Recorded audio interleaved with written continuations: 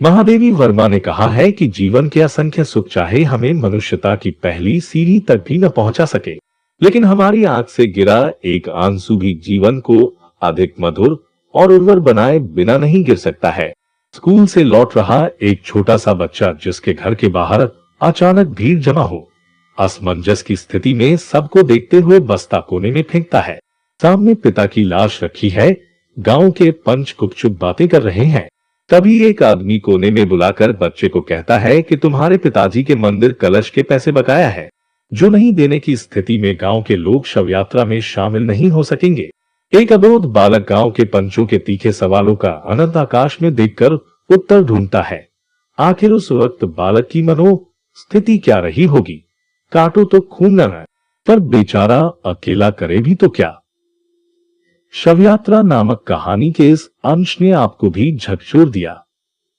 इसे रचनाकार माधव नागदा से हम आपको रूबरू कराएंगे। आज बढ़ते आधुनिकीकरण में साहित्य घूम हो रहा है और वर्तमान में पीढ़ी पर क्या असर पड़ रहा है। कुछ ऐसे ही हर एक सवाल का जवाब चाहते हो तो देखिए ये साक्षात्कार। तो बड़ी विशेष परिस्थिति में अकेली माँ जी, न कोई भाई। अच्छा, भाई नहीं। हाँ, बहन भी नहीं, भाई भी। यहाँ से पढ़ने के लिए नादौरा जाना जी। अब देख लीजिए कि 6th क्लास में उम्र क्या है। हम जाते हैं, रोड पे जाते हैं, कोई बस वाला लेता है, उसमें तो प्राइवेट बसें। कितने किलोमीटर है यहाँ से? यहाँ से हमारे स्कूल तक हायर सेकेंडरी तक 12 किलोमीटर।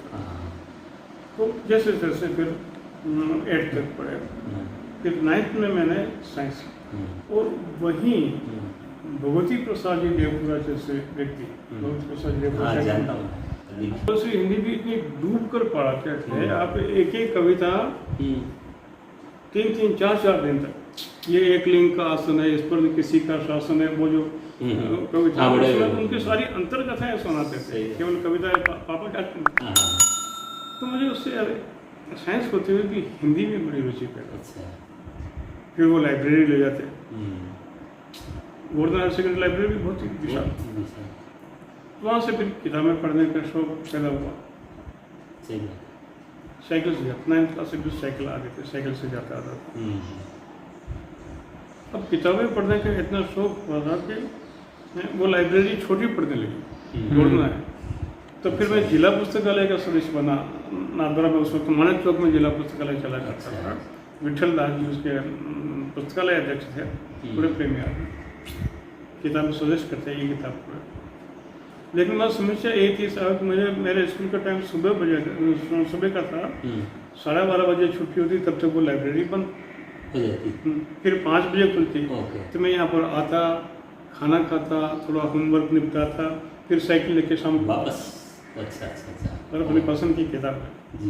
उस वक्त आपको आश्चर्य होगा कि 10th से लेकर 10th और 11th इन 2 सालों में 200 किताबें मैंने पढ़ी, जिसमें प्रेमचंद भी आ गए, वृंदावन लाल वर्मा, यशपाल, और जितने भी बड़े राइटर उस वक्त फेमस थे। के.एम. मुंशी जो गुजराती, उनकी हिंदी की किताबें काफ़ी थी। ये भगवती चरण वर्मा, वो 200 और ज़्यादातर उपन्यास पढ़े। और वो उम्र ही ऐसी होती है कि उपन्यासों में और कहानियों में ज़्यादा रुचि होती है। अब उन चीज़ों को पढ़ करके मुझे लगा कि देखो ये जो लेखक है, मानव मन की कितनी गहराई में उतर जाता है। छोटा से छोटा दुख, छोटा से छोटा सुख और संघर्ष जिंदगी की वो ऐसे उकेर देते हैं कागज पर जैसे वास्तविक हो। और मन में होता है काश मैं भी ऐसा लिख पाता। और तब मैं 11वीं कक्षा में एक कहानी लिखी, अहिंसा करके। वो 5-6 पेज की लंबी कहानी। और भगवती प्रसाद जी देवपुरा के पास गया, डरते डरते गया। वो डिसिप्लिन बड़ा, उनका अनुशासन बड़ा तगड़ा। कहानी दी, वो कहानी उन्होंने पढ़ी, पसंद आई। उन्होंने, वही संपादक थे स्कूल की पत्रिका के, उसमें छापे पहली रचना इस तरह से। फिर बीएससी किया, तो बीएससी में आप जानते हो खूब मेहनत करनी पड़ती है, और मैथमेटिक्स वाला को। एमएससी में केमिस्ट्री ली, खूब मेहनत कर, यानी बीएससी से एमएससी तक मतलब पढ़ने का मौका मिला, न लिखने का मिला। एमएससी करने के बाद में थोड़ा भटके नौकरी के लिए, फिर बीएड की, बीएड के बाद में जब मेरी पोस्टिंग बीनमार में हुई, थोड़ा मैं इजी महसूस करने लगा, तब मैंने वहाँ पर पहली कहानी लिखी शव यात्रा। अच्छा। वो भी जीवन के अनुभव।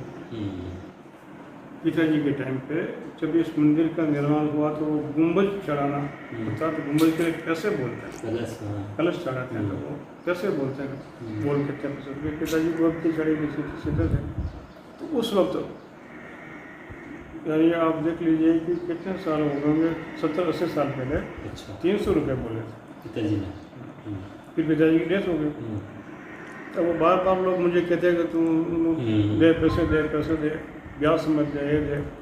मैंने कहा मैं तो नौकरी नहीं है, मैं तो आप देख रहे हो कितने विषम परिस्थिति में पढ़ रहा हूँ। सही बात। तो पढ़ाई में फिर कोई दिक्कत नहीं आई इसमें? पढ़ाई में दिक्कतें आई, वो भी मैं आपको बताता हूँ। पढ़ाई में वो मज़ेदार चीज़ें हैं बीच में। पढ़ाई में दिक्कतें आई थी, खेती बाड़ी उस वक्त यार लगातार अकाल पड़ते थे, बारिश इतनी ज़्यादा होती नहीं थी, मक्का होती थी, थोड़ा बहुत काम चलता, बात नहीं चलता। तो मेरी माँ ने अपने गहने बेच करके और रहन करके पढ़ा। अच्छा। कि जब माँ ने सपोर्ट किया और मैं पढ़ लिख करके होशियार हो गया और उसको सुख देने की स्थिति में आ गया, तब माँ की डेथ हो। मैं उसको सुख नहीं दे पाया। मिशन पूरा हो गया, ये मैंने उसका हेडिंग दिया। माँ का जैसे एक ही मिशन था कि बेटे को पढ़ा लिखा करके होशियार करना, और जैसे मैं लाइन पे लगा लगान जमा नहीं करवा पाते थे। अच्छा। तो मैं स्कूल चला जाता हूँ, भाई करते हैं वो कहाँ है, वो मुझे मेरा नाम लेकर के कहाँ है, वो कैसे नहीं जमा करवाएं, ढोल बजवा दूंगा, ये करवा दूंगा, खेत बिकवा दूंगा। अच्छा। तो एक बार माँ ने कहा पटेल साहब आया ना, तो आगो करने गया। मैंने क्या करें, ऐसे नहीं है। फिर छुट्टी के रोज पटेल साहब वापस आए इधर, बता बुला तेरे बाप को बुला, पैसा जमा नहीं करवाया लगान का। मुझे कहा हाँ तेरा बाप, मैंने ऊपर उंगली की पिताजी की। अच्छा, फिर वो ठंडा पड़ा। तो तुम क्या करते हो? मैंने कहा मैं पढ़ता हूँ। कौन सी क्लास में पढ़ते हो? मैं 10th में पढ़ता हूँ। क्या सब्जेक्ट है? साइंस में। फिर वो उन्होंने कभी भी उगाई नहीं की। तो यूँ अब बीएससी किया था, आप देख लीजिए, ऐसे लोग भी होते हैं। मेरे गुरु जी थे केमिस्ट्री, बालकृष्ण जी जंवर। जंवर साहब केमिस्ट्री पढ़ाया करते थे। बीएससी में फर्स्ट क्लास बना, सबसे ज़्यादा मार्क्स थे कॉलेज में। तो उन्होंने मुझे अपने चैम्बर में बुलाया, माधव अब क्या करेगा? मैंने कहा सर मैं तो 11वीं पास करके ही चपरासी की नौकरी करने को भी तैयार था, मेरे घर की परिस्थितियाँ से आप जानते हैं, अब तो मैं नौकरी करूँगा। उन्होंने कहा नहीं, नौकरी मत कर। अच्छा। तो केमिस्ट्री में होशियार है, आगे एमएससी का उदयपुर जा करके, या नहीं था। तो मैं चुप खड़ा रहा। तो समझ गया, अच्छा बता तेरे मंथली कितने पैसे होंगे तो काम चल जाएगा? 71 की बात है। अच्छा। मैंने कहा 100 रुपये महीने में काम चलेगा, तो मैं 100 रुपये महीने तुझे भेजा करूँगा। अच्छा। और ये मत समझना मैं एहसान कर रहा हूँ, जब तेरी नौकरी लगे तो मुझे जब वो 100 रुपये भेजते थे, मैंने एक बार उनकी स्लिप देखी, वो हिसाब कर रहे थे तनख्वाह की, तो उन्हें 425 रुपये तनख्वाह मिलती थी। अच्छा। बोले तो भी 100 रुपये उसमें से उन्होंने आप घर के खर्चों में से निकाल करके 100 रुपये वो भेजते। फिर मैंने फाइनल ईयर में मेरे स्कॉलरशिप ग्रांट हो गई। फिर जमा साहब का अब आप मेरे काम चला गया। तो इस तरह से आपने कहा पढ़ाई कैसे की, तो इन परिस्थितियों में पढ़ाई, वो कहानी उस पर मैंने कहानी लिखी। वो कहानी को फिर मैंने मोड़, आप कहते हैं कि किस प्रकार अपनी रचनाएं बना सकते हैं, अनुभव को अनुभूति में कैसे डाल सकते हैं। तो उसको मैंने यूँ लिया कि पिता की मृत्यु हो जाती है, एक नायक सरजू नायक है, उसके पिता की मृत्यु हो जाती है, और गाँव वाले सभी ये है मना कर देते हैं तेरे घर पर नहीं आके, वो पैसे है पिताजी वाले वो जमा कर। लेकिन सरजू खुददार होता है, वो कहता, और उसको एक चाल भी पता चल जाती है कि ये मेरे खेत पर का वो लोग एक सेठ वो कहता है ये नहीं कहा आदमी पंचों का ये खेत जो है रेन रख दिया, खेत बेच दिया, कैसे ले लेने हो जाएगी व्यवस्था, तेरे मौका भी पिता का करवा देंगे, ये भी हो जाएगा। बोला आप प्रलोभन देकर के हम जैसे तैसे जमीन लेते हैं, उसको पता चल जाता तो नहीं, मना करता। तो ले जाएगा, कहता था अरे बाप ने नहीं हुआ सही बात है। मैं ले जाऊँगा। तो वो बेल जोतता हाँ, सब यात्रा पे। शव यात्रा कहानी में, और बैल जोत करके पिताजी को गाड़ी पे बैठा था और बैलों के गले में लगे करके कहता कि आज तुम ही मेरे भाई हो, क्या तुम्हारे कंधे पर चढ़ करके मेरे पिताजी जाएंगे। बात है। वो शव यात्रा का बहुत फेमस हुई थी। बहुत सारे फैक्टर्स हैं। हाँ पहले अपन कहते थे जनरेशन गैप है हाँ कि पिता है वैसा पुत्र नहीं होगा, पुत्र हाँ। के विचार अलग है पिता, जी। लेकिन आजकल चीजें और भी हाँ जैसे भूमंडलीकरण की वजह से, हाँ भूमंडलीकरण की हाँ। वजह से कैरियर कॉन्शियस हो गए लड़के। बस येन केन प्रकार कैरियर बना, कैरियर बना करके बहुराष्ट्रीय कंपनियों में या कहीं भी अच्छा पैकेज मिल जाए वहाँ का, सही, चाहे वो अमेरिका में ही क्यों न हो, बिल्कुल। तो उनको हाईली क्वालिफाइड करते हैं, चाहे आईआईटी करवाते हैं या कुछ भी करवाते हैं। उनको जब पिताओं के अरमानों को पूरा करने की बारी आती है, वो या तो विदेश चले जाते हैं या कहीं बेंगलोर या माँ बाप अकेले रह जाते हैं। सही बात है। ये त्रासदी आज के बुजुर्गों की। मैंने कमल चोपड़ा की एक कहानी पढ़ी थी जिसमें बेटा अलग रह रहा, बाप उसी कॉम्प्लेक्स में, बाप अलग कमरे में रह रहा, बेटा और बाप के बीच में एक तरह से संवाद नहीं था। बाप जब मर जाता है तो वो वहाँ के जो नौकरानी जाने आने वाली होती, वो अमेरिका में उसकी बेटी को फोन करती है अच्छा। कि पिताजी आपके नहीं रहे। हाँ हाँ फिर पड़ोस से सारे इकट्ठे होते हैं और तब ये भी बाहर निकलता कि क्या हुआ। अरे हुआ क्या था, पिताजी मर गया। तो वो एकदम पड़ोस में रह रहा है लेकिन अपने पिताजी के बारे में उसको नहीं, यानी जिसको कहते हैं ना कि इसमें भूमंडलीकरण है और इस वैश्वीकरण है और इस ग्लोबलाइजेशन ने दुनिया को चाहे एक कर दिया है लेकिन लोगों को दूर कर दिया। सही, बिल्कुल सही। अब देख लीजिए, आप घर में अपन जाते रहते हैं, आप तो पत्रकार है कभी जाते हैं, घर के जितने मेंबर होंगे उतने ही मोबाइल होंगे, सही बात। उतने मोबाइल में वो बिजी रहेंगे। हाँ। और अंतर संवाद कोई नहीं है। वो है ही नहीं। हाँ हाँ कोई मेहमान आ गया तो हाँ, बिल्कुल नहीं। इसको रुखसत हो सारे सही बात। केलड़ी, हाँ वो चिमकती ना। केलड़ी हंस रही है। हंस रही है। और उनको भी क्या- राजस्थानी को जिंदा रखा है पश्चिमी राजस्थान के लोगों सही ने। बात है। हाँ वहाँ कितना ही बड़ा ऑफिसर होगा, सही बात है। वो मेवाड़ी मारवाड़ी में ही बात मारवाड़ी करता है। में बोलेगा। मैं बताऊँ आपको, एक बार अंतर्राष्ट्रीय राजस्थानी सम्मेलन करवाया था, डॉक्टर देव कोटकर इस वक्त जी। अकादमी के अध्यक्ष थे, हाँ। मुझे बुलाया था। उसमें राजस्थान के ही एक राजदूत हैं विदेश में, अच्छा वो राजदूत भी आए थे अच्छा। और वो राजदूत बिल्कुल ही राजस्थानी में बोले था। ओहो मैंने संपादित किया और इन दोनों किताबों पर ये जो आवरण चित्र आप देख रहे हैं जवान सिंह जी सिसोदिया का, अच्छा, उन्होंने बनाया। हाँ, वो हम साथ में थे, वो राजसमंद में, क्या बात। वो ड्राइंग में थे। हाँ, अभी भी जैसे कोरोना की स्थिति भी ऐसी हो रही है। ये भी इमरजेंसी है। हाँ, और जनरली सामान्यतः ये क्या पारिवारिक और सामाजिक कहानी है। जैसे कि मैंने आपको शव यात्रा के बारे में बताया, वो एक पारिवारिक कहानी है लेकिन उसका संदेश आगे तक जाता है। पारिवारिक, ये जो शव यात्रा लिखी गई थी 1976 में, जी, छपी थी 1977 में, अच्छा। उस वक्त तो इमरजेंसी लगी हुई थी। हाँ हाँ सही। यहाँ पर सरजू क्या करता है कि जब पंच आते हैं और वो कहता रुक जा, क्या कर रहा था, नियम विरुद्ध कर रहा था, वो ऊपर गाड़ी पर चढ़ करके एक लकड़ी उठा करके कहता आओ मैं एक का सन खोल दूंगा। तो वो एक युवाओं का आक्रोश, उस वक्त जो दबाव हुआ आक्रोश था इमरजेंसी में, हाँ, वो भी। एक तरह से वो आज़ादी को स्थगित कर दिया था लोगों ने। वो आक्रोश सरजू के माध्यम से ये प्रकट हुआ, तो लोगों ने भी इसी तरह से इसकी समीक्षा की थी। तो अलग अलग कहानियाँ हैं उसमें, अलग जैसे एक मोती भाई कहानी है, वो खूब मैंने उसका सिरोही में उसका पाठ किया था। तो लोगों ने कहा था मोती भाई जैसा कैरेक्टर तो बड़ा यूनिक है।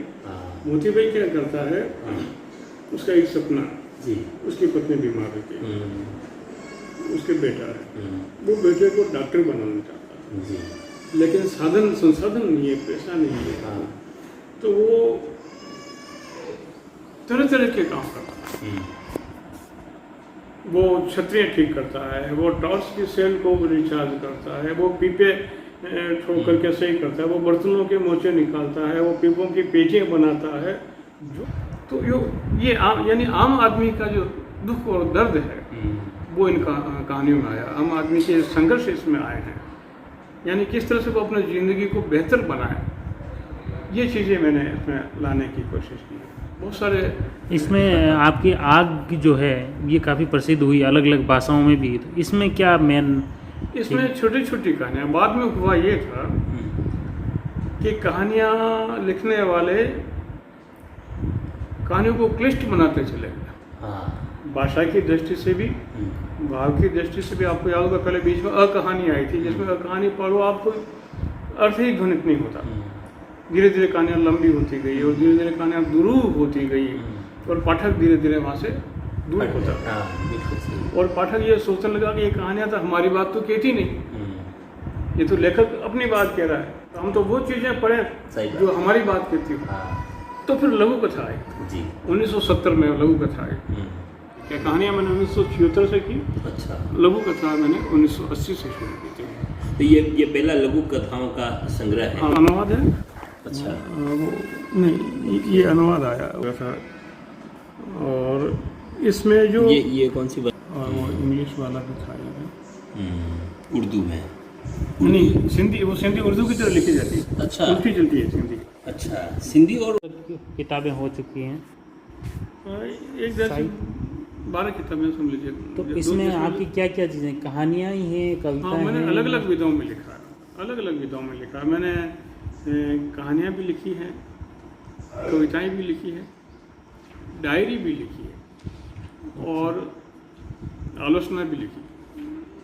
तो डायरी में कितनी लिखी, कब तक का है आपने? देखिए, डायरी जो मैंने शुरू में, तो वो जो मेरी राजस्थानी डायरी जो प्रकाशित होकर के आई, वो 1979 से लेकर के 2000 तक, यानी 20 साल की डायरी, 20 साल का लेखा जोखा उसमें आप तो समझ लीजिए। 20 साल का आपने ये कलेक्शन कैसे रखा है इसको? वो तो लिखते थे डायरी, रोज या तो रोज़ लिखते या सप्ताह में एक बार, यानी किसी चीज़ से जब प्रभावित हो जाते डायरी लिखते। डायरी का पहले प्रकाशन की कोई योजना नहीं थी, मेरा मन नहीं था कि डायरी को प्रकाशित करें, लेकिन कुछ मित्रों ने कहा नहीं यार, ये राजस्थानी में डायरी अभी तक आई नहीं है, आप इसको प्रकाशित करो। राजस्थानी भाषा के इतिहास में, 1000 साल के इतिहास में डायरी विधा की पहली किताब, इसके पहले कभी भी डायरी विधा की किताब छप करके नहीं आई थी। ये मैं नहीं कह रहा हूँ, डॉक्टर देव कोटरी ने अपने एक आलेख में लिखा।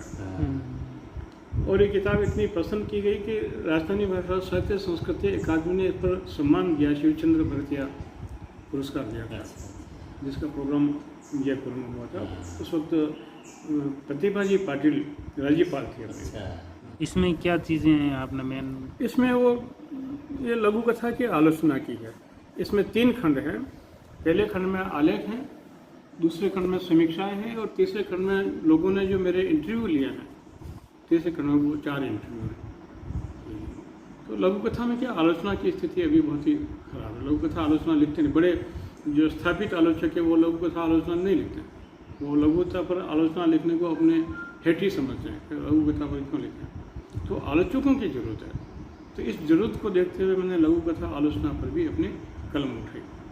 तो मैं भी ज़्यादा पढ़ता नहीं हूँ, लेकिन फिर भी जो लघु कथाएं होती मैं तत्काल पूरी पढ़ने की कोशिश करता हूँ। वो पाठकों के मन में तो स्थान है। हाँ, पाठक तो पढ़ते हैं। आप देख लीजिए कि कहीं भी आप अखबारों में भी आता है, कुछ भी आता है, तो लंबी कहानी की अपेक्षा हाँ, लघु कथा को पहले पढ़ते हैं। और ऐसी बात नहीं कि अब हल्की लिखी जा रही है, अच्छी लिखी जा रही है, सामाजिक यथार्थ को अभिव्यक्त करने वाली लिखी जा रही है। लेकिन आलोचकों का अभी तक पूरी तरह से इधर ध्यान नहीं आया। दूसरा, रचनात्मक सहयोग की दिक्कत आती है। जयवर्धन जैसे जो पत्रिका है, जो कि पत्रकारिता पर है, और जैसा बोर्ड लेखन उसमें आना चाहिए, ऐसे बोर्ड रचनाकारों का अभाव है। और जैसे आप देखते होंगे भास्कर में राजदीप सरदेसाई के जो आलेख आते हैं, या योगेंद्र, इस तरह, बिल्कुल सही बात है, ऐसे आएंगे तभी अपनी जयवर्धन पत्रिका राजसमंद के दायरे से आगे निकल सकते हैं। दूसरा जैसे आप रचनात्मक साहित्य देते हैं वो तो अच्छा ही है, जी। उसमें आप कविताएं भी दे रहे हैं, हम्म, उसमें लघु कथाएं भी दे रहे हैं। हाँ ये अपने टीवी पर 2-3 सीरियल ऐसे आते हैं, वो लास्ट में जाकर के आप आगाह करके जाते हैं कि नहीं आपको सावधान रहना चाहिए, ऐसे हाँ, ये हमारा ये उद्देश्य ये है कि हाँ, ऐसे सही बात ऐसे है। अपराधियों से सावधान रहना सावधान चाहिए, रहना चाहिए। इस तरह से आपको नहीं करना सही चाहिए। बात है। हाँ हाँ, तो तो वो आप उस चीज़ों उद्देश्य इस तरह से पेश हाँ, कर सकते सही हैं। बात है।